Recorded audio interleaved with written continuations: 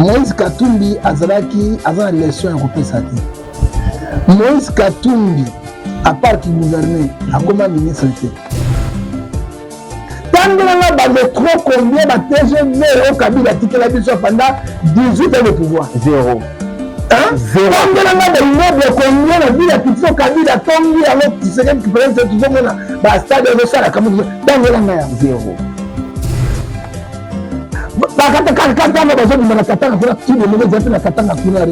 C'est pas moi, c'est pas la carte de la Kabila.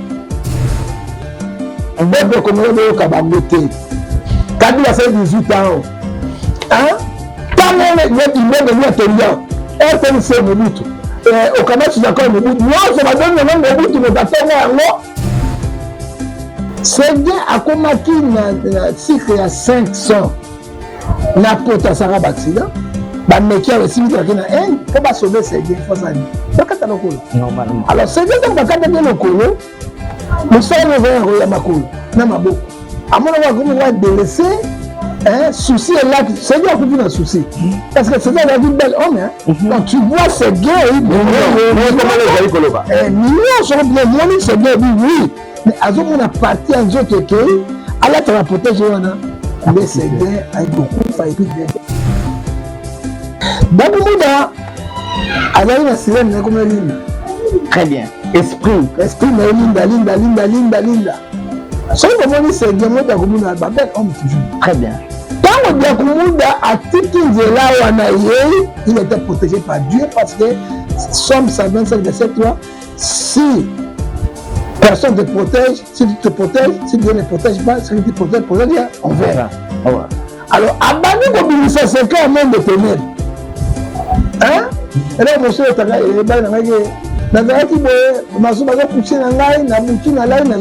oui, parce que Dieu est esprit, le Père avec esprit, Satan est esprit, le Père avec esprit. Ah ouais, Kakebeti, c'est qui a vie du public est bandit. Il y a mon balama des fois Pembe, Didier Masuki. Andy Chou, Narcisse Tessaron, Afrique, Amérique, Europe, Asie, Abidi Bibi, et Soladama. Afrique, Amérique, Europe, Asie, Abidi Bibi, et totalement. Afrique, Amérique, Europe, Asie, Abidi Bibi, et Soladama. Afrique, Amérique, Europe, Asie, Abidi Bibi. Kunaga na za kuye biso Kunaga kilema tukiniko Kutala na biso Avis du public Kunaga ko kilema tukinde Parce que le long du coup ils ont des faits Parce que le long du coup tout coup c'est fait là Nous m'ont coupé au yopune la vie du public Et bien d'accord Parmi si c'est pas comédien C'est comment Avis du public Didier Masuki Abidi Bibi, chez Didier Masuki Abidi Bibi, Didier Masuki Abidi Bibi.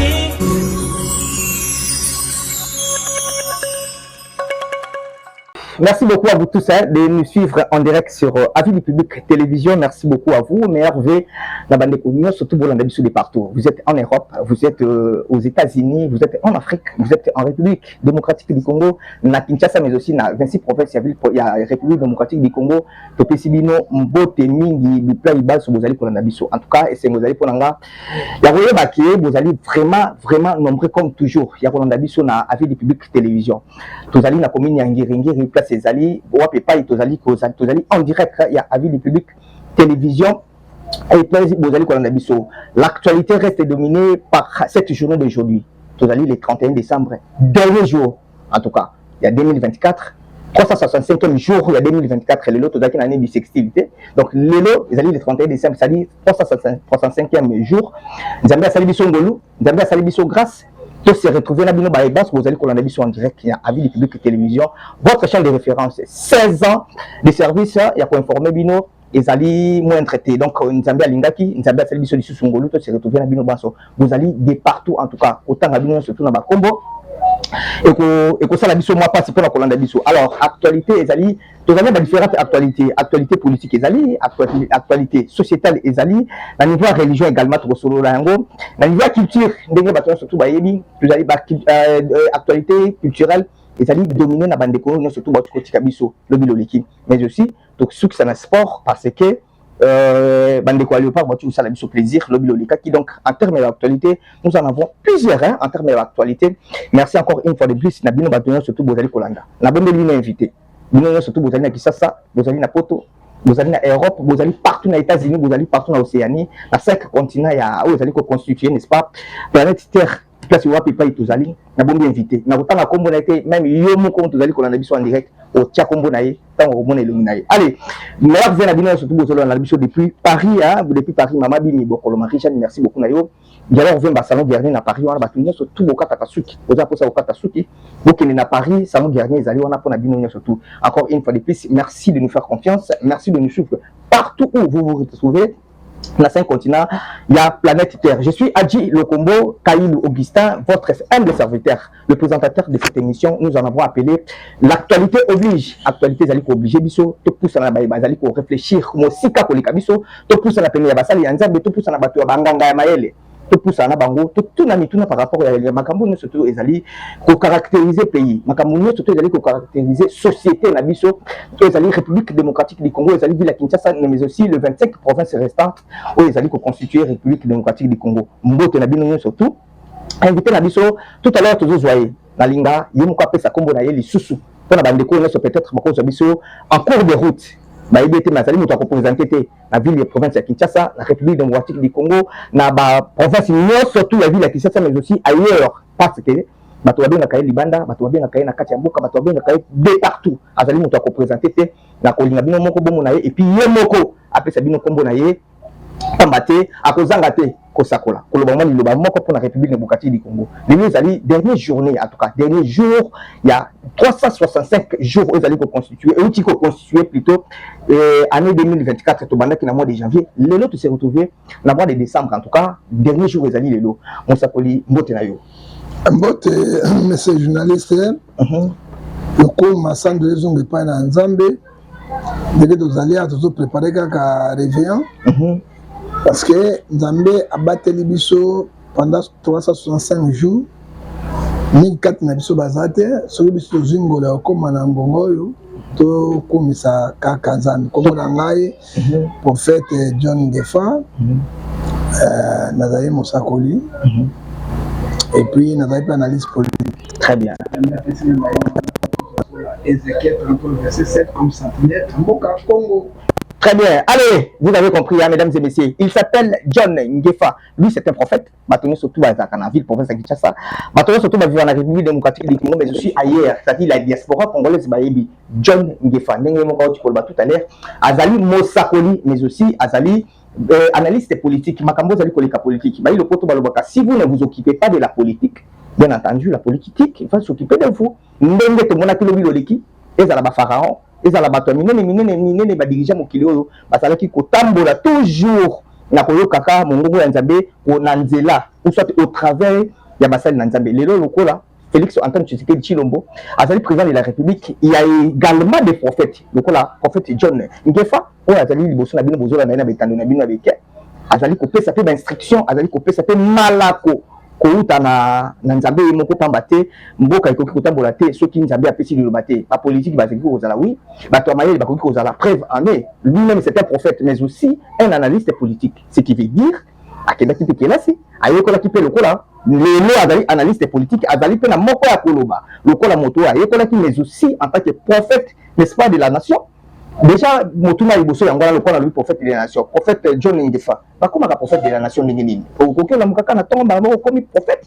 Et ça, ma candidate Mingi, pardon, Mingi, comment au moins quand on qui m'a prophète de la nation. Aucun homme qui a biso par rapport à Bandeko Pé, on a biso Baïba. Et comment candidate Moto comme prophète de la nation? Moni Nzambe le baki na Jérémie. Là, nos botami na libouma maman na hote. Na ponakio. Très bien. Les lois, nous forçons les choses. Et la politique, toujours forcée. Makamuna Nzambe toujours forcé. La prophète autoproclamé partout. Est-ce que Nzambe a ponaki bango depuis la moment na yo? Donc, comme un prophète, un prophète, c'est lui qui prend la pensée de Dieu, il transporte le peuple de Dieu. Un prophète, c'est un avertisseur. Un prophète, Azali, un enseignant. Parce que, au moment où on a lu Ephésiens, chapitre 2, verset 20, nous sommes fondés sur les enseignements des apôtres et des prophètes. Et Jésus-Christ, c'est Pierre angulaire. Est-ce qu'un prophète qui ne sait pas enseigner, qui ne touche pas les livres prophétiques, qui ne donne pas les oracles du Seigneur, comment il peut être prophète? Ça dit quoi? Baki contre Bakis. Ok. Bandanga. Ok. Misala na bango. Yango moni Matthieu 24, 5 ezolo ba ete mingi bakoya na komo na ngai na yebi bango te. Ozo komona. Très bien. Donc quand on est là pour moni métier moko facile. Hein pour stocker bateau. Et là dans la prophète, na yebi sala bango papa. Oyebi quand tous en mot 1 Thessaloniciens chapitre 2 verset 5 dit quand les gens chercheront la paix, il n'y aura pas la paix sur la terre. Très bien. Bible est bien trop clair. Matthieu 24, il y aura la guerre, la famine, des pestes et des choléra partout, tout dans le monde. Mais nous voyons ça. C'est pas comme tout le monde dans la Bible. On va commencer à à toucher le livre Apocalypse, à toucher le livre Daniel, le livre révélé par prophète des athées. Bible, tu fais dans Mikanda Mibal. Oui. Tu fais dans Mikanda évangélique. Au bout de Matthieu, Marc, Luc, Jean, 1 Corinthiens, 2 Corinthiens, tu continues dans Apocalypse. Tu as un livre prophétique. Nakata Oma Lobate, nous se connaissons. À trop bon, on a vu sur les partout. On a dit stylo, en tout cas. Bon, ça va stylo, on a dit on a fait bon comma, verset au montant, on a aller copier ça. Tout à l'heure, tu vois le cabinet mon bateau bateau possible la bakisi. Est-ce que au montant ça la mosala nzambe sengila singaki asimba kisi. Est-ce que ça veut dire Christ croquer bateau. Mosala nzambe vous avez la parole. Alors nzambe basunga gaete. Oui. Parce que comme dit Matthieu 24. Alors bien abisso trop clair. Pour les gens les parvient Matthieu 24 à 24. Donc à 25 abi plusieurs faux prophètes bakobima. Bakosa ba produire des miracles. Mais Bolanda bangote. Et l'autre jour, comme on a dit, ce que tu as dit, Matthieu 7, verset 15, les loups féroces et la vicelle sont là. Bakote déjà. Professeur Nabanga na moni ba ba bomayo ndoki est-ce que Nzambe dit parce que Ecclésiaste chapitre 3 verset 1 cadre chaque chose à son temps. Chaque chose à son temps. Soki tu vivre lenga na onde ko journaliste Nzambe alingi. C'est ça. Et mon kanu wa mutute, moi je te donne l'exemple. Hein, la belle qui awa bokela kinga awa cancer de la prostate. Hein, avec Suba Makila pendant 3 semaines je ne mangeais pas, je ne parlais pas. OK. Je ne suis pas un spécialiste, j'ai loué les médecins. Je suis loué tout titre, je suis pas un docteur diabète. Je suis le premier.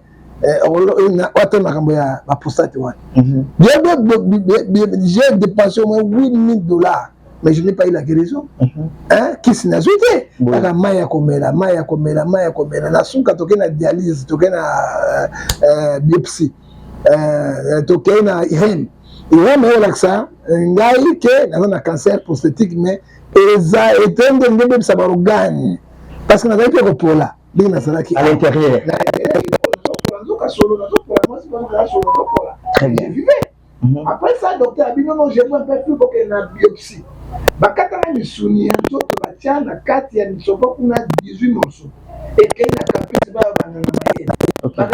Bakata mais tant on a zongi na yebi ke na cancer na école la prière ya Ézéchias elle a dit Nzambe je suis trop jeune na salé lio na mobuluté na escrocakate ngo manga na jeune Nzambe pense à moi effectivement Nzambe a prié na ngai j'ai évoqué Dieu na Jérémie 33 verset 3 Nzambe yoki Ésaïe 57 verset 11 Dieu a accompli le paroles de ses serviteurs Nzambe yoki kolela yo ayoki na kien na biopsie papa réponse ma bengi ngai cancer ezate eloko ezate mais na landi ba sakoli mususu na kotanga bakombo ba toto tozali na télévision d'ailleurs il faut préciser les propos tenus n'engagent pas les journalistes les propos tenus n'engagent que son auteur lobi loleki na landi moko ya basakoli alobi basal na Nzambe lelo na ville prophète ya Kinshasa d'abord ya solo bazali mingi te pour ne pas dire que bazalité mais aussi bazo kufa na balingi nzoto ya basi mingi au moins moto muso azala process ya cancer o lebi babwa keleke njoka nde ye moko azali moto banzela wana basi kilikili makambo kilikili o ya no na process mais sexualité n'est pas égale à prostate. OK. Parce que le professeur lui-même m'a dit, papa, parce que on a connu notre diabète, professeur qui est azaté. Ok. Il est le premier azaté. Alors, un savant moment sur qui est obligé de repenser mon tout. Prostate, ça n'a rien à voir. Il y a un ça. Il y a un tout cela. Ok, c'est bon. À partir de bas, l'union sur la prostate. Ça dit quoi au départ? Au départ, tout. Le bas, l'union sur la hernie. Le bas, l'union sur à bota marana hernie, à kola kana hernie. Bamosu bazungolu et se manifesté. Bamosu se bimi opéré. À partir de l'âge déjà 45 ans, prostate de la timout. Oui. Hein? C'est que le médecin m'a dit, hein? À partir de 45 ans, hein? 40 ans, déjà prostate de se manifester. Prostate est où tu vois? Et où tu as une infection. Mal soigné, surtout nous, on dit la toilette, ma belle, basi ça vous prostate, il y a un microbe dans bango. Microbe mal soigné. Mal soigné, il faut que le bango soit de l'autre côté, aux que 86, et le bimon peuple me paye ma marque de constat, parce qu'on est de l'autre côté, on dit la baille du sakayo, on a 4 bailles du sakayo au yéba. On attend, on est mal soigné. Et donc, à moi, si, avant de la l'oragie, mais au fait, donc 3 jours, c'est manifesté par mobile. Mais moi, si au moins une année, 2 ans, je sais que je suis malade à mon dimanche. Mais ce qui est ma soube américaine, aux anagonocoques, tout syphilis. Ça n'a rien à voir là-bas. Mais tu parles à ma prostate. Attends, me le rappelle à moi aussi. À Botakapé. À Botakapé. Parce que les uns et l'autre ont dit moi. Comme la cancéreuse, ça dit quoi? Ou bien doki, ou bien mal soigné, parce que si dans le bloc les alliés, prostate au bloc les alliés, il ne passe au bloc les alliés, il faut te dire, dans le monde de eux, Satan a enregistré, ils n'ont pas enregistré. Mais quand le bon balini va se belé, le couta. Ça n'a rien à voir avec les femmes. Allez, dans la vie, on va se belé, oh, pasteur, on a 8 basses, 9, 12. Est-ce qu'on a prostate? Ok. Allez, yo motoranzambe, mosakolipé nanzambe, prophète de la nation, ndenge to tsholo balo, motakokite Allah mupana tango akomi prophète de la nation. Ndeko komo. Tout le moment, il faut dire la vérité. Allez-y. Prophète de la nation n'amba bengaki parce qu'il y avait une alliance d'Israël. Très bien. Dans l'Ancien Testament, celui prophète Moïse a mis l'autre prophète à Kobimate. Laquelle on a commis dans Zan. On a commis. Bon. Ce qu'on a Esaïe, on connaît Esaïe. Ce qu'on a Koufi, Amos Abib. Ce qu'on a Koufi, Zacharie Abib. Zacharie a commis tel que Bakende. Nous allons en même temps. Très bien. Ça dit quoi? Maintenant, on a 14 ans qui dans l'église de Kabbalah, a 3 parties. Tout ça qui n'a pas vu. Ça fait que Montognon, Sobar et Kosalm. Lié très sain, c'est comme ça. Mais là, lié très sain. Et c'est comme Moussakoli. Azalaka pour la rebond de la Zambie. Très bien. Na botel, il y a Holocauste, et puis il y a des gens qui ont bien tombé. Mais maintenant, on a Sika. Hébreu 7, tu dis aujourd'hui, comme la sacerdoce a été changée, il faut la loi change. Ok, on a commis dans la Zambie. Il y a une constitution, tu veux beaucoup faire la constitution. Mais il faut pas changer une constitution. Allez-y. Comme la loi a été changée, il faut que ça change. Les autres disent que la sacerdoce, c'est lévitique. Et c'est la royale. Alors, on a tant que la sacerdoce, il y a tant que la et c'est là qui était, ce qui moi, c'est une règle.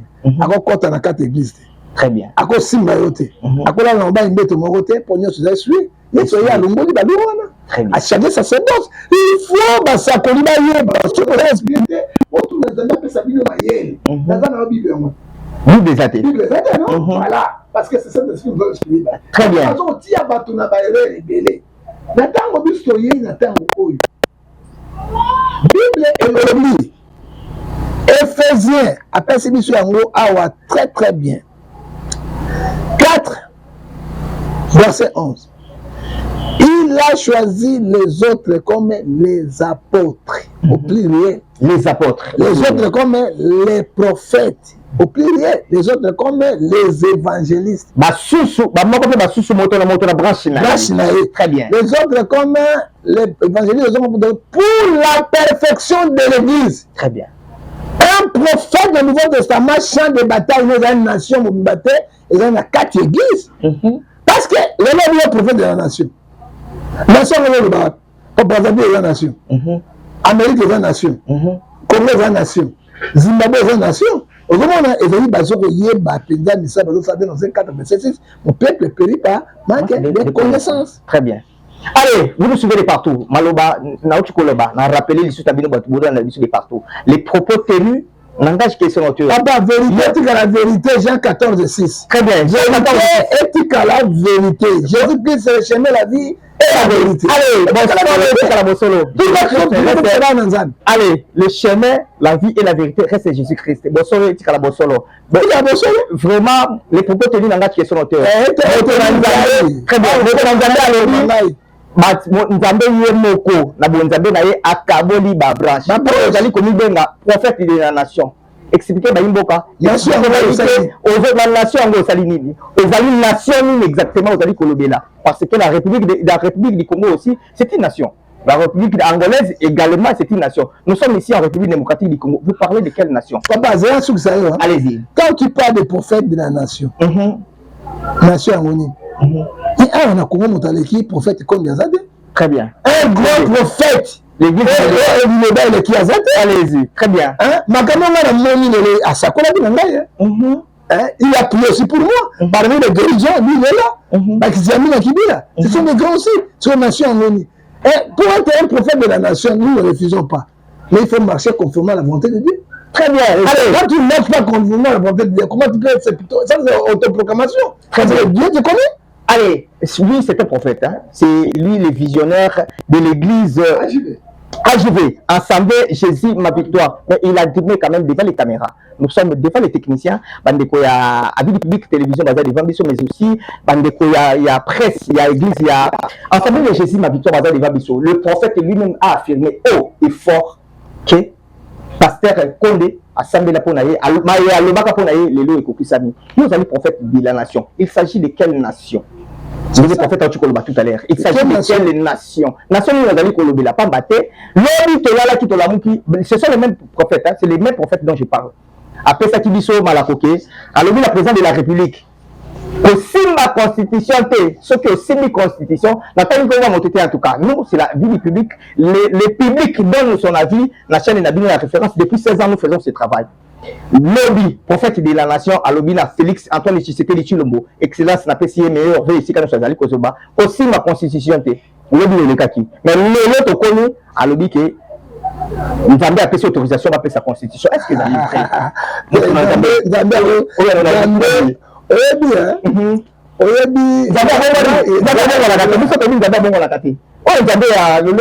tout cas, vous avez la parole. Jean 8, 44. Très bien. Vous avez le père comme le diable. Et le père de mon sang, c'est le diable. Jésus, c'est la vérité. Jean 14, 6. C'est-à-dire quoi? Lobby, on touche la constitution. Le lobby ne m'a pas permission. Ah, papa. Lamentation chapitre 3, verset 37 à 39, qui dirait les choses arrivent, ça que l'Éternel nous donne. Le bien et le mal, Dieu connaît. Très bien. Si on a aussi ma constitution, constitution de ça qui a un plus 4. Très bien. Et ça c'est ma bergeron. Et la 4 il peut être bergeron en haut. La 4 il peut être bergeron en haut. Et ça qui était occidentaux, zoom au païen. Baiko kote singa mboka po ba piye mboka. Siko tango mwana mboka kote bandeko na ngai.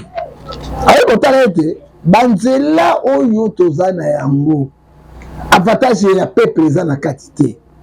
Elle bina simba constitution na déverrouiller l'article mosusu. Article 217. Et ba kabima bele na kabila le père signé ki yango.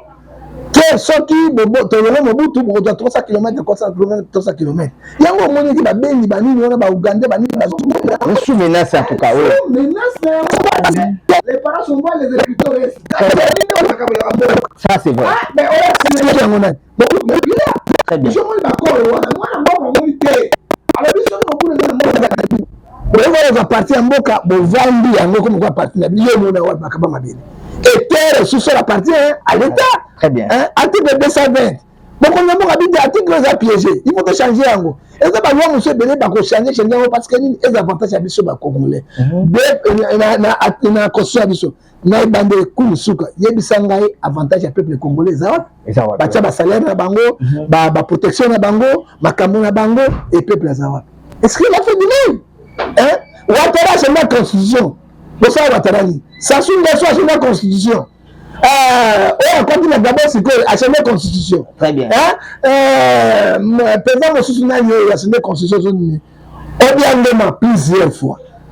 Mais ce qui va toucher pour l'avantage de la mission, où est le mal? Pour l'avantage de la mission. La mission de Congolais, où est le mal? Où est le mal? Le mal, autorité, mais présente, c'est que. Mais, les problèmes se posent au niveau parce que le même président de la République, que je salue, je présente d'ailleurs mes meilleurs vœux, il a pris la première dame de la République, Maman Denise Nyakero. Lui-même, hier, le Biloiki, a lobby la mission, donc on a dit que la première changement de constitution. Comme la mission de la non. Président de la République, hier il était à l'opposition, il nous a dit, les vidéos sont là, c'est pas Adji Lokomo qui les dit, les vidéos sont là. Alors il y a un problème de la constitution, il y a changement de la constitution, parce qu'il faut rappeler, surtout dans la vie, sur Félix, Joseph Kabila Kabangé aussi, il y a qui n'a même l'écanissia qu'on va changer la constitution. Mais Félix Antoine Tshisekedi, Chilombo, alors à l'opposition, à l'objet, nous avons un problème, il y a Njala. Il y a Minon, il y a Batouba qui est là, si, Batouba Foutama, Batouba Malam. Est-ce que le temps comme il y a changement de la constitution, est-ce qu'ils allaient pour Banzela et Bungi? Est-ce que pour Batouba ici? Est-ce qu'ils allaient pour ce que Makambo est sur le bien qu'il lobby et Kokusami? En fait, John Defa. Le seul garant de la nation, c'est le chef de l'État. Très bien. Kabila Plata qui précise le Kabila. Azaï, le seul Kabila, mais constitution. L'article 216 de Pessin d'Indisa. Ndekonoki, bandekonosi opposition, Bafayouli, Basongolo, Balobi, toko changer constitution te. Toko changer constitution, oui, toko changer constitution te. Le temps de là-haut, piège mon Kabila Salaki.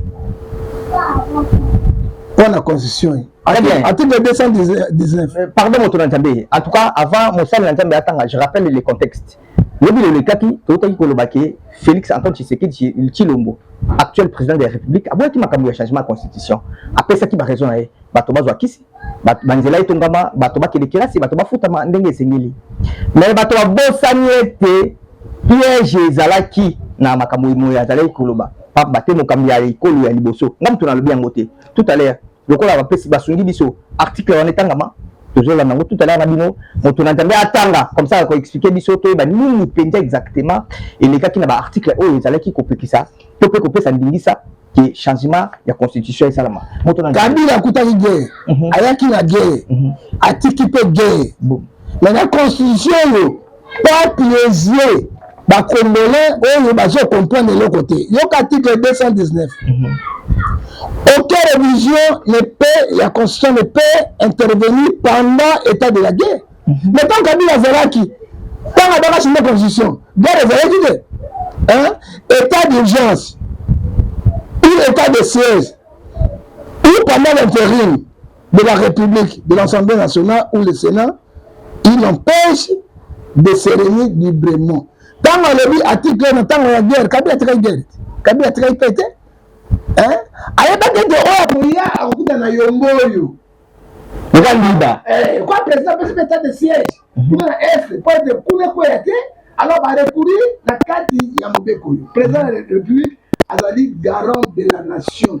Ce qui a moni de Kambo ezali aussi mbaté akoko ça pour l'intérêt de la nation, l'intérêt na été. Batoni bazo comme ça était. Ce qui président de la République azali boy. Azali ka 3e mandat le bien clair. C'est le peuple boy, c'est le peuple ndimi à sali yango. Mais à cause de la révision à mandat, ils ont 7 ans, 10 ans, une fois renouvelable. Alors, mon personne qui ça pour changer la constitution, Nambo Cannabis sur la chef de l'État. Autant l'article 218. 218 article de la Constitution de la République démocratique du Congo. L'initiative de la réunion constitutionnelle appartient concurremment au président de la République. Et le président de la République, au gouvernement, après la délibération du Conseil des ministres, le président a proposé à Tali, à Lobi, à les aboyer, à Kosangisa, réunion, il y a membre du gouvernement, il y a un Conseil des ministres. C'est un Conseil des ministres et à convoquer 2 chambres à Parlement. À couper sa motion et puis après, il y a 100 000 personnes Et puis, pétition wana, et que le président de la République Ndingisa était à changer la Constitution. Constitution et puis si président de la République Ndingisa a changer la Constitution. L'article 218. Où est le mal? Le mal, il n'y a pas. Mais le problème, c'est, prophète John Gefa, le problème est Zalina Likamboya, l'Omi. Nous avons lu. Surtout pour voir l'ambition qui a vu les publics télévision. La langue a beaucoup de parce que nous parlons très bien français en tout cas dans Boka. Le problème, c'est pas là. Le problème, c'est au niveau de l'Omi, président de la République, Félix Antoine Tshisekedi Tshilombo, en venant au pouvoir, a eu un article. D'ailleurs, je pense que c'est le mieux informé de la République. Azali un article, moi, comme je suis sur c'est-à-dire à maîtriser mon par cœur. Le problème, c'est pas ce niveau. Le problème, c'est que l'Omi, Félix Antoine Tshisekedi Tshilombo, alors opposant, il savait très bien entendu les articles de la Constitution à l'Obaki Boye pour que tu changes la Constitution. Ou soit tu réviser la Constitution et c'est une bandila et les cas. Et bon, et c'est une batobalia, batobalia non, qui y a est-ce que c'est le cas pour que tu commences à niveau là? C'est ça. Mais ceux qui a moni, ils allaient piéger. Ceux qui a moni piégé, ils allaient piéger. Qu'est-ce qu'il doit faire, monsieur? Car bien, l'article était héritage, le président nous a à Sima, nous allons la population congolaise. Où est le mal? En 2016, Kabila, mandat c'est la dit, mais à 2 ans, ça fait un an. À 2 ans de la Constitution. Constitution déjà a violé la Constitution. Parce que dans la violée la Constitution, l'élection, ça y est, en 2018, 2 ans les années. La violation. C'est une violation constitutionnelle. C'est Kabila. Très bien. Constitution parce que l'article 220 la justice indépendante. Pourquoi dans Kabila interpellé dans le temps où on a ça on a vie juridique le pays ne fonctionnait pas. Le pays n'a sous-bassement non pas le pays était par terre. Mais on a coup constitutionnel. Maintenant, Kabila Zali. Mais le président, le but à la vie, là, c'était un bébé Zali, là, c'était un bébé Zali, là, c'était un bébé Zali, tout le monde dit ça, où est et Zali, opposition à l'unité, Mamabé, parce qu'on dit, les Congolais, Mamabé, pour Batouba, Bimananzela, Massas, Batouba Kouf. Alors, bis le boy, dans la guerre de l'Est, elles sont la guerre de politique, quand on a Congo, là, après 6 verset 10, Zambia l'a mis Makila, Koufa Mikolens. Très bien, allez, et Zali, opposition à Mabé. Allez, Zali, politique, il y a voté Mamabé, il y a opposition, on est Zali Malobaya, John Ngefa, Mamabé, Moté Mamabé, Batouba Koufa. Très bien, tout à l'heure, tu as un article Nibalé, article 218, 219, et Pessin Ningisa. Le président de la République, en tant que le premier citoyen de tous les Congolais, il a changé tout projet, pour modifier la Constitution, sauf qu'il y a un moment qu'on s'en retourne par les alliés aussi battés. Le bureau de l'équipe, tu rappelles tout à l'heure, le président de la République nous a dit que changement de la Constitution est impératif. Ils allaient prendre ordre du jour parce que problème n'a pas sur les Congolais. Problème il y a des Congolais surtout ici quand ils allaient la République démocratique du Congo, ils allaient Kambouanzela, ils allaient Kambouanzela, ils allaient Kambouamino, ils allaient Kambouya crise sécuritaire. Sans qu'il y ait été crise et piège, ils allaient dans Makamoumaï. Mais tout à l'heure, tu as le prophète John Ngefa, tout à l'heure, non seulement ils allaient visionnaire, il y a l'église Assemblée de Jésus, ma victoire, mais aussi c'est un analyste politique. Analyse politique, ils allaient qu'au Kenya encore. Pour le bataille qui a dit le combo, ils allaient de mèche, ou soit ils allaient na même avis. Moto azali na avis naé, tozali na République démocratique du Congo. Moto azali ko pesa avis naé par rapport à makambo izali koleka. Ndenge na oto ko le tout à l'heure. Si vous ne vous occupez pas de la politique, et le babayi politique, le poto, la politique va s'occuper de vous. Très bien, allez, c'est que nous voyons aujourd'hui. Alors, il y a encore une autre question politique qui est allée qu'on se faire un débat. Internet, c'est Ningani, mon film, Ningani, lobby de l'Ekaki, Moïse Katumbi, na président Joseph Kabila Kabangi, Azali Mokambia Ekolo, ya Tango Akala, sali communiqué conjoint. Lobby était beau que Azali Kotambo la Malamoté, évoquer Makambo Yubele, évoquer Makambo Kilikili. Mais il y a un avis à prophète John Ngefa par rapport à la situation. Parce que Moïse Katumbi Azali, moi, il y a Katanga dans son ensemble, tant que tu as été dans 26 provinces. Moïse Katumbi il y a Katanga. Le résultat est aligné. Félix Joseph Kabila Kabangi qui était président Mokambia Ekolo. Résultat est aligné. Est-ce que Maya Azali peut évoquer les lots? L'habitant Maya Azali qui Mokambi. Et Zalaki, tout Zalakité. Tout Kambi, tout Nabié. Tout Nabié. Et pas prophète John Ngefa. Prophète John Ngefa. J'espère que vous allez analyser ces politiques. Oti Kolanda Makambo Oyo, Joseph Kabila Kabange, na Moïse Katumbi, tant Basanganaki, et puis Basali message communiqué mon conjoint par rapport à la situation générale de la République démocratique du Congo. Est-ce que vous avez un avis par rapport à Nayamo? Bon, ndeko nalingi opesa yo eloko moko boye. Exode 20 verset 7, tu ne portais pas de faux témoins avec ton prochain. Moïse Katumbi azalaki azana leçon ya kopesa te. Moïse Katumbi à part qui gouvernait akoma ministre te. Mais c'est trop les affaires. Yo kanga ite. Allez-y papa. Azalaki na alliance na président de la République non? Très bien. Babengi ngoni. Plateforme ngoni ngoni. Union sacrée non? Azalaki na bazala union sacrée ti lelo. Moïse quand on a dit puissant président pesa que poste à premier ministre. Alinga ko premier ministre, il y a président, bon premier ministre pour l'année. Après tout, Moïse Katumbi cause premier ministre après tout. Et ça Trump n'a été par rapport à la nene yo mo bazali commise mais aussi Chirac azalaki gouverneur et à province à Paris. Maire de la ville à Paris, il y a comme président. Un bon politicien poste en mon père ça va au sala. Mon sala le bas. C'est un conseiller de la ville, c'est un avocat. Très bien. Comment le président et ça m'a dit orgueil Galate 6 verset 3 Moïse Katumbi avant le premier ministre entre premier ministre notre gouverneur à l'équipe le ministre intérieur à l'équipe gouverneur ça c'est patron la baronne des alliés il y a avec gouverneur il était gouverneur ministre intérieur dans le patron la baronne est-ce que ça va dépendre de la relation avec nous non yo kangana ebisa yo tango Tshisekedi président Tshisekedi azuye de la premier ministre pour aller influent Bemba akota asala makambo. Moïse avait premier ministre pour année. Et compétence. Ok. Ah mais Moïse est compétent. Ah bon? Non, il premier ministre tout mazana. Ah bon? C'est un décision non? Compétent par mon Dieu. Mais akamati samba le kombo. Ouais, zaki DG il y a une bango puis en Katanga. Il y a Jekamine, il y a Zouye, il y a Constitution. Il a été quand même le gouverneur de la province. Incompétent, c'est où tu vas puis. Qu'est-ce qu'il y a le premier ministre était? Et bien, le premier ministre était. Comment la politique n'a eu? Qui est le premier ministre. Pour politique, mais papa, je vous comprendre. Allez-y. Premier ministre, patron gestionnaire de la République. Ça c'est vrai. C'est le premier ministre qui paye le président de la République. Ça c'est vrai. Le gouvernement, c'est lui qui gère. Non, il a la compétence, c'est le cas président. Nous, on dit que le président, c'est le Tchadien. Tchadien, c'est le Pamba. En ce moment, à juste Samba, le compte de la Thier, Wana, a été la partie là, parce qu'il est compétent. Avec le gouvernement,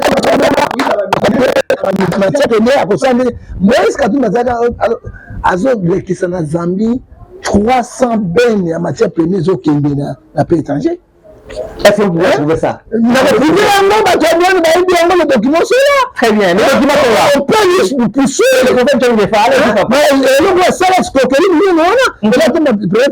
Est-ce que Moïse Katumbi Azali le sort au PESA na président Tshisekedi? Il a l'opposition. Bah tu vas l'opposition, elle a le sort au PESA 4 hein? Bagage intellectuel ça non? Est-ce que comment na tozongi na Kabila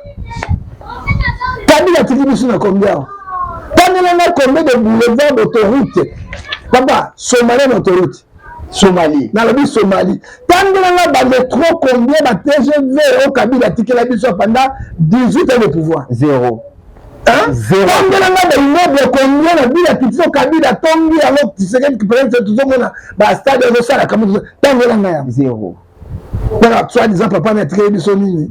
Tu vas faire ici. Et puis moi, est mort. Moi, je dirais mort au Bessouk. Tant que la Marie, avec 18 ans, l'aéroport international, et sous qu'on n'a pas carte. Après, on va chinois, c'est ça, vous avez la portée. D'ailleurs, la Kinshasa, c'est la politique. Mais vous c'est le tata batozo bunda bo piéger na nyonso ondimate akanga bo posante milité bana mboka et tout cela otelemeli na bisolo ko moko na zone bana président direct na service de sécurité omoni Kaif azalaki juif d'origine bazaki chef ya tribunal Chalandré ndenge ba djihadiste bazana o bakata bato komba bismillah ali bakati okingo soko totsi corante Pilate a dit romain nommé par Hérode gouverneur na kati ya Judée bayokana mokolo moko te basolola mokolo moko te bas de fer tango komi Yesu akufa basolola ki bakutanaki C'est comme Kabila, il cherche quelque chose sur moi. Parce que ce sont les millionnaires. Kabila est un multimilliardaire. Moi, c'est un multimilliardaire. Ah bon? Il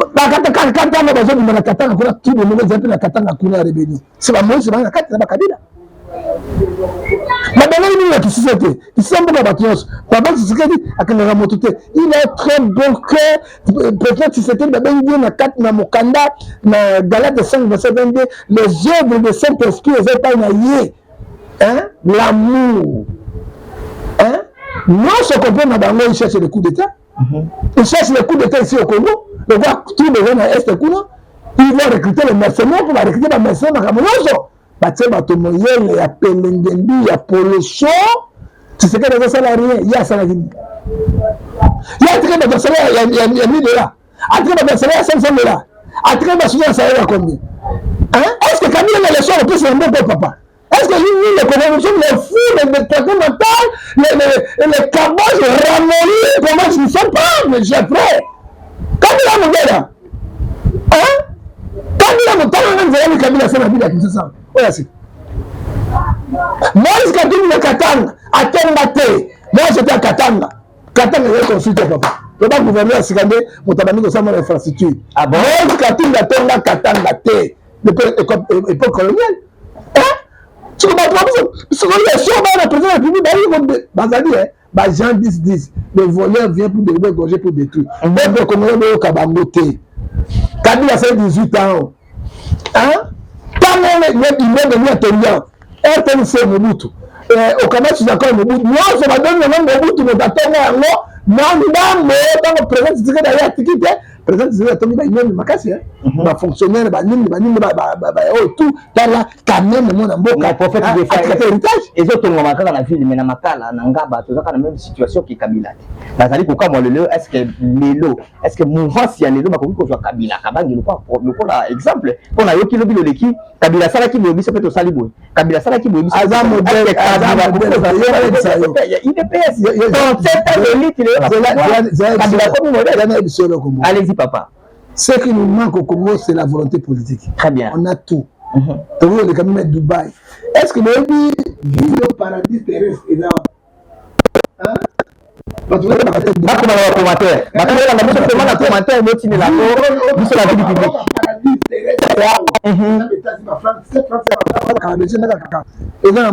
Singapour. Singapour, c'est paradis. Singapour, les autres, c'est paradis. Ok. Et là, Dubaï, il y a peut-être de la Chine. Moi, Singapour, va le bac. On a pétrole à Pam. Tout ça, c'est la volonté politique, papa. Et puis, Mboka et Tongamaka, l'État Tongamboka ont sauté. Et Tongaka n'a pas patriote. Très bien. T'as les lots, sur le Kennedy, n'a beau vent. L'État Tongamboka, jamais.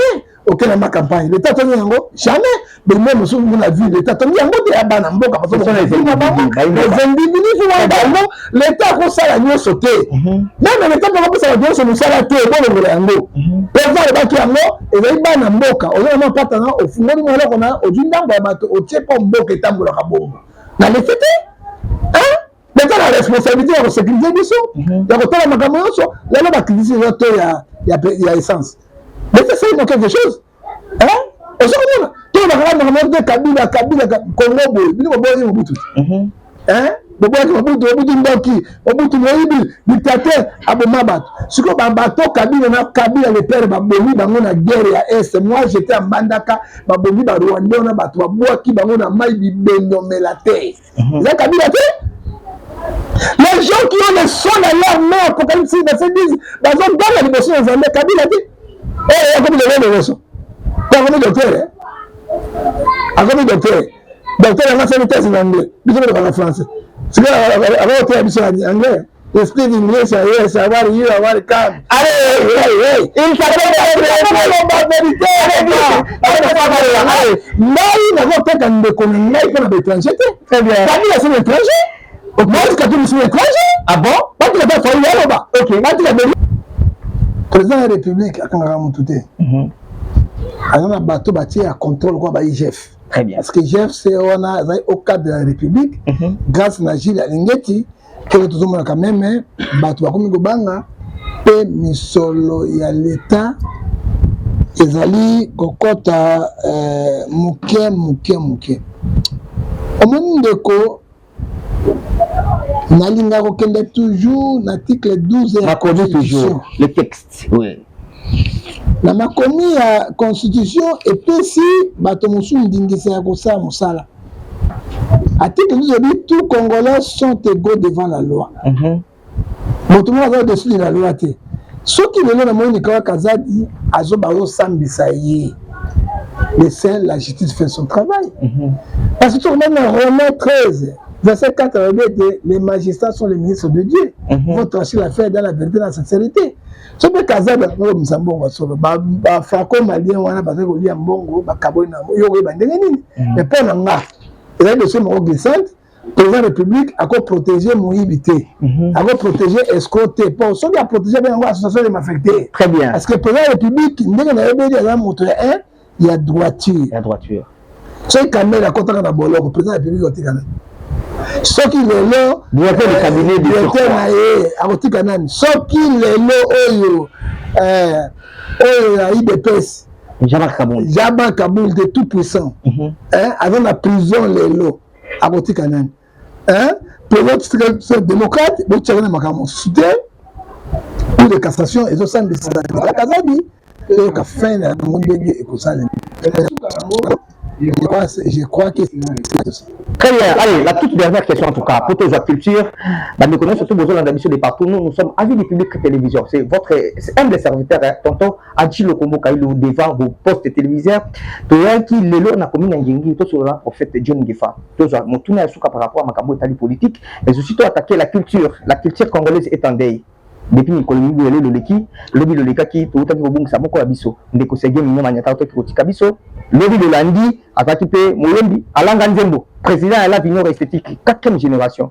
Biso va tout coller na Kisasa, tout coller na ville pour faire Kisasa, tout la Vinor esthétique, 4e génération. Mon kabina yango, attaqué Lobby Alanga Nzembo, ayambo to azali samoli me pas kolonzambe, akomaki Mosel Nzambe, attaqué kotika biso. Toujours ma question là tout à l'heure, atana to tuna, avi ya Mosako Nzambe, ya Mosakoli. Prophète John Ngefa, balobi la force du progrès a connu que c'est substituer le quoi la police. Est-ce que vous avez un conseil moko pour que ça va pas mater? Il fallait qu'on finisse sa pouvoir, il fallait qu'on finisse sa IDPS. Force du progrès, il fallait que c'est substituer la ville province il y a Kinshasa le quoi la gangster, le quoi la police. Est-ce que vous avez un mot moko ya moteto pour la culture par rapport à ça? L'État boutique à l'État qui croyait aujourd'hui qu'il va neutraliser ma colonne. Personne. Et là autant à 2h du matin, au coup de mon touté. L'État, chaque chose va tirer à temps. Au moins, pouvoir va protéger quand même. Il va protéger mon ending bien. Très bien. Tu le vois comme ma force de progrès. D'ailleurs, secrétaire général Bango Awangani Bango. Très bien. Awangana Bango, bon, Baoutaki, Jamal Kabouni, Moudaformaki Bango, tout cela. Mais concernant l'Europe, ça Bango était année 2025. Bazon Ananzela pour protéger le pouvoir parce que Yiki est allé à Katia Congo dans ma Camboya révision constitutionnelle. Parce que sur les bateaux continuent, car la police, on a neutralisé l'article 12, tout Congolais sont égaux devant la loi. Tout Congolais sont égaux devant la loi, ça c'est la loi. Mobeko, Sikali Mobeko, nous surtout quand on a collé à Mobeko, Bandeko, la force du progrès, dans les Binomingi, n'a pas si bien de partout, en train de présenter nos meilleurs vœux.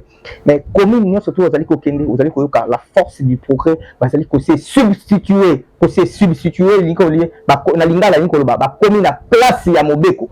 Comme le quoi la police, le prophète John Ngefa tout à l'heure, il déplace pouvoir protéger Kayango. Le but de l'équipe, tout à l'heure, aujourd'hui, nous avons sur la sous bangote, basi baleki.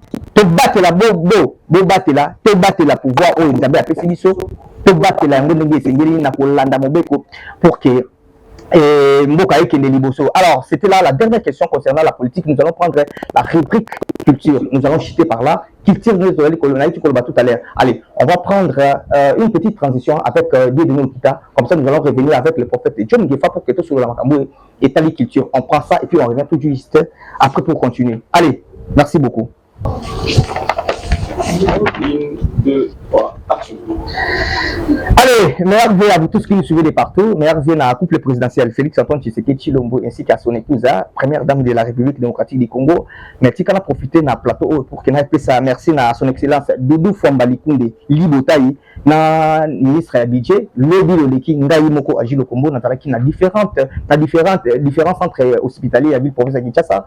Bato bakubana bakufaki pour la grève olympique au Leka. Mais Doudou Fwambali Koundé, excellence et ministre de la défense, là homologue na ya budget, basala qui effort pour que l'élo situation là est à la remédier problématique on est ici la pomme batte personnel soignant lobi ba grève qui que sur ce na otiko bungisa Jason Lokombo o azali moi na grand frère nanga otiko fa lobi. En tout cas, ce n'est pas permis connu le dans la télévision, mais je l'ai dit quand même parce que c'est une situation que nous avons vécue hier lobi loleki na lobi loleka qui bande quoi personnel soignant ba secteur wana babouaki kosala mosala pamba te maema so bamosolo la kilobi loleki na gouvernement et salama ki ndenge balobaki te. Alors merci beaucoup na excellence Doudou Fwambali Koundé Libotaï na oya budget pamba te bazui résolution ba remédier problème wana. En tout cas merci beaucoup na bande kone surtout bono na biso excellence Daniel Bumba par rapport à kinezo bonga to sala confiance mais to lingi te to suka kana koloba to lingi to mona misala ndenge kaka ezalaka opération ndobo également. En tout cas félicitations bouti komona prophète John Ngefa a oti ko expliquer yango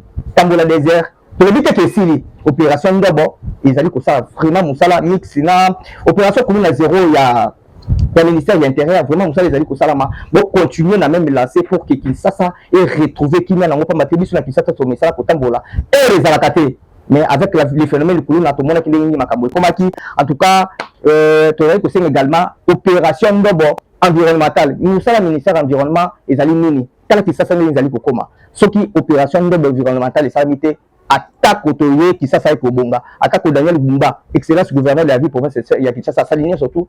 Qui s'asseye au Bonga, pas battre mentalité à Bakinois, mentalité à Bakongolais et ça a un problème. Allez, nous allons prendre la culture. Avec le prophète John Ngefa. Prophète John Ngefa, Lobi Loleki, na Kinshasa, comment la culture, surtout mon toit Koufi. Vous allez quoi attribuer. J'espère que vous allez au courant, il y a eu ma Cameroun, surtout vous allez pour les Kalamboka, vous allez au parfum. Il y a vous allez mon bateau, vous allez bien informer. Toti Kubungsa, Wenge. Toti le Bana, Wenge, Toti le Baké, Toti Kubungsa, Moko Eba, Icon, Seguin, Mignon, Maniata, Aoteke, Kokufa, Lobi Lolekaki. Azali en attendant tout là-bas programme tout quand même l'impression par rapport à Mbaté Mokili internet et ningani alobi jibe piana mutwade yi tout quand sont des cloches ya en fait John Ngefa par rapport à liwa ndeko sege minyo mandiata bon oyebi ngala zana mokilité azaya nzambe très bien alors mi botu na makambo etali makambo ya nzambe pasteur tout cela pays na kondima parce que sangisa et botaka mo poto ça dit quoi likambo ya sege nayoki yango JP abomi mais Seguin azalaki chef d'orchestre et à JB. Très bien. Seguin azalaki camarade à JB. JB alingai Seguin makasi. Ça dit quoi?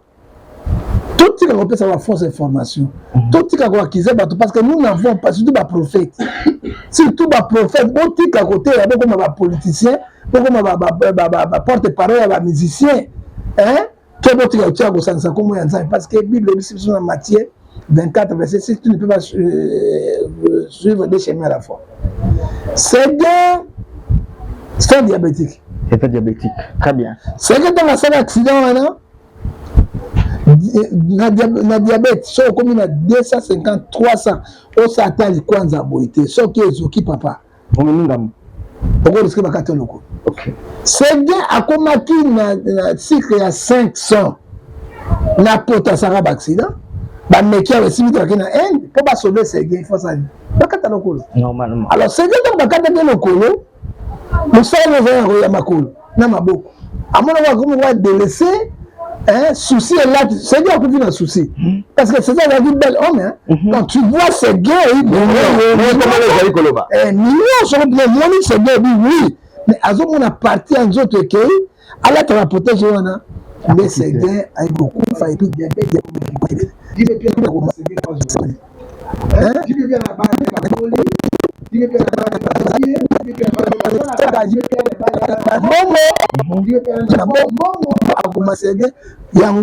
il faut hein ministère de la région ça Oui, c'est un réseau. Il y a religion. Il y a religion. Bati ngai wana na kanga bango pena ba singa boy ba faux prophète na ko kanga bango tia bango na boloko parce que ils n'ont pas les écritures, ils n'ont pas de sous-bassement parce que ba verbalement ndenge Matthieu 2 Pierre chapitre 2 verset 1 à 4 abi faux prophète, faux pasteur baza na kati na bi. Toke bana bango. Alors zo moni yango toke na Dakumuda.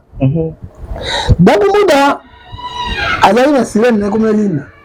Très bien. Esprit mais linda. Ce que moi dis c'est Guillermo Dakumuda, bel homme toujours. Très bien. Quand Dakumuda a tiki nzela wana il était protégé par Dieu parce que Somme 127 verset 3, si personne te protège, si tu te protèges, si Dieu ne protège pas, si tu te protèges, on verra. Ouais.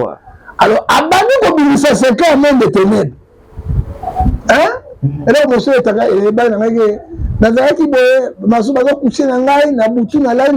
oui, parce que Dieu est esprit, le Père avec esprit, Satan il est esprit, il le Père avec esprit. Peut-être monsieur est ouais, moi, si je suis à Bani, moi, c'est ça, la maison. Dans mon niveau, ma mari de la femme de nuit, Bazali, d'esprit, Bazali. Dans la Bimisa qui me dit et à continuer avec les bons Zambé à battre qui. Mais tout est été Ecclésiaste chapitre 3, verset à chaque chose est à son temps. Très bien. Hein? Parce que, dans le monde de Bengi, comme on a chrétien, à Bela qui va rien. Avec un rien, mais tous les deux reins et Koufaki. Très bien. Parce que Dakumuda, chrétien, avec un but qu'on a produit, il y a minganga. Et puis, dans le c'est à solo, les autres personnes qui ont calmé le thème qu'on a dit, à ce moment 2 ans, c'est beaucoup. Rien bouché, rien foutu, on s'est 2 ans. Azali Nanzan. Les gens Zambé, Azum, Oli Mouna, on a paiement. Pourquoi? Ouais, abomi, là, on a mon toit, Fabrigas, c'est noir. Désolé avec vos prophètes là. Allez, nous sommes arrivés pratiquement à la fin. Mesdames et messieurs, merci de nous suivre partout où vous êtes. Nous sommes à Vie du Public Télévision. Je rappelle la bande de coureurs, ce dernier journée, le 31 décembre, le Maki, prophète Ngefa. Surtout au Bolandi. 082 91 53, c'est le numéro par lequel vous pouvez nous joindre. Vous pouvez surtout vous allez et tout et vous parvenir. Et pas il y a prophète Ngefa. C'est Malobasuka à présenter ma vie surtout, mais aussi pour capter quand même opinion. Dernière rubrique, c'est les sport. Bande de chaîne se qualifier pour la chaîne et l'année prochaine en février à niveau à Maroc. Est-ce que les alliés pour la bande de chaîne? C'est que mon est là côté, tout le baraté parce que tout quand on escroquerie na makambo nzambeze. C'est bango bonne chance mboka na biso, mais to linga peli kama so bande comme na suka. Hein? Et là, tu sais que ça biso na Congo ezaka sport. Alors ce que sport wana est comme footy et puis ça se passe à monter maintenant. To bon de la pona athlète na biso ba joueur et ba kende liboso to mona koya oyezo ya liboso motayi kakanzana. Très bien. Zana makambo kosaka nzambe abi l'année prochaine. Boye na boni na moi non. Là, moi, je peux vous de tes trucs parce que la prophétie la plus excellente, c'est la parole de Dieu. C'est la parole de Dieu. Allez, le sport n'a pas de couleur. La prophétie la plus excellente, c'est la parole de Dieu. Sport, ça rappelle la sport. Non, mais dans la sport, c'est le joueur n'y a pas la 5 comment là-bas? C'est comme une église, c'est pas sportif. Musicien, allez, c'était là le dernier mot du prophète. En tout cas, tout ça y est. Moi, il va pour la bande de communion, tout le monde, surtout Balandio. Moi, il pas boli, les dernières journées, moi, il y a 2024. Mais ma belle a bâtonné, il reconnaissant. Très bien. Quand on se bonne pour la bango, on a téléphone, on a papa. De temps, malade, on a biso. Biso, ça. Merci beaucoup. C'était le dernier mot en tout cas du prophète. En tout cas, merci beaucoup à vous tous qui nous avez suivis de partout. Vous êtes partout. Vous êtes aux États-Unis, vous êtes en Europe, en Afrique, mais aussi dans ma province, il y a République démocratique du Congo. Merci Nabino. Nabino. Je suis tonton Adji Lokombo. J'avais reçu pour vous. Na compte, il y a Avis du Public Télévision. En fait, il y a bomba quand on a pochité. Vous qui bien on avait par rapport à la situation politique en Boka. À peindre en Banda et Bandeliti na Souka, Tokiti na Soir, mais aussi na Bino Basso. Ceux qui ont béli, ceux qui ont Likambo, au béni papa. L'autre, comme il est 31 décembre, au benga papa, au candidat téléphone. Nzambe na lona nali komona. Allez, merci à vous tous, à la grande équipe technique qui nous a tenu compagnie. Merci également à Naba. Nicolas Sobalan d'habitude de partout. Jenny Bounani de mon cœur, merci beaucoup pour l'assistance d'ailleurs. Merci également à la grande équipe technique de donner qui la bande surtout vos alliés de partout, vos alliés mais aussi la grande équipe au Bazali pour soutenir. Avis du public depuis la Suisse, Didier Massouki, des gourous de la presse congolaise, merci beaucoup pour tous les moyens financiers, techniques, vous allez coacher à niveau à du public pour que Moussa Salema, mais aussi la Moukouba, Dodo Tomako, Santos et de Djura, merci beaucoup d'ailleurs, Rémi Kilo également, mais aussi Raph Boté, la Bozali, la côté à Suimoto, dans l'habitude de partout. Surtout, nous avons à solidité, pour que Zonga les sous pas prophète, John Ningefa, pour y aller tout à l'heure. Après, on a le été. Le même n'a pas chez Zanakate, Abdou Baka, Maïe, Zali Kolekalamboka, Azali, non seulement prophète, mais aussi analyste politique, Binomo Boyoki, Nengu Tote Koloba tout à l'heure, les propos tenus langage qui est son auteur. Et Zali Koloba, et la monocola, prophète, John Mengefa, ce que vous voyez, ce que vous savez, mais Mélandini, que vous allez vous savez, vous savez pas matin, mais moi surtout à l'oubli, à Tikali Kofinga Mototé. Merci à vous. La boulot surtout de la division des partout. Maître Justin, merci beaucoup. Maître Moulopo, nous sommes en direct de la commune de Nyingi, Wapepa, qui n'a prophète John Ngefa, après si bien on a mis tout dans la biso, Biso Moussa, la biso, ils allaient pour informer Bino. 082 91 53 754, c'est le numéro par lequel vous pouvez nous joindre. C'est le numéro de la rédaction Bobinga Biso, Botuna Mituna, ce que Tondi prophète John Ngefa, Tokozon Asusu Mbalasima, avec le même plaisir, sur la même chaîne, avec le public télévision, votre chaîne de référence. Allez! Nous allons nous retrouver la fois prochaine. Je crois que c'est en 2025, pas mater les lots. Et c'est le dernier jour. Allez, merci beaucoup de nous suivre de partout. Ciao.